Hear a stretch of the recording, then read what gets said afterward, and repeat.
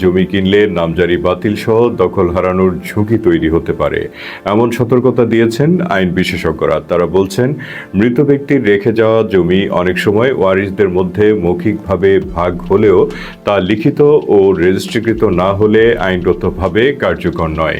এমন জমি বিক্রির পর অন্য কোনো ওয়ারিশ আপত্তি তুললে ক্রেতার মালিকানা প্রশ্নবিদ্ধ হয়ে পড়ে এবং নামজারি বাতিল হয়ে যেতে পারে। আইনজীবীরা জানান, ওয়ারিশান সম্পত্তির নিরাপদ লেনদেন নিশ্চিত করতে হলে সব উত্তরাধিকারীর সম্মতিতে করা লিখিত বন্টন দলিল অপরিহার্য।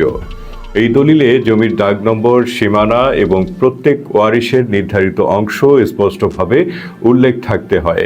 বিশেষজ্ঞদের মতে, বন্টন দলিল ছাড়া ওয়ারিশান সম্পত্তি কিনলে ক্রেতাকে দখল হারানো, সীমানা জটিলতা কিংবা দলিল বাতিলের মামলার মুখোমুখি হতে পারে।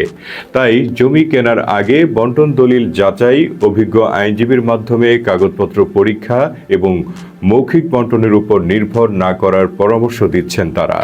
আইন বিশেষজ্ঞদের ভাষায়, বন্টন দলিল কোনো আনুষ্ঠানিকতা নয়, এটাই জমির মালিকানা ও ভবিষ্যৎ নিরাপত্তার সবচেয়ে বড় নিশ্চয়তা।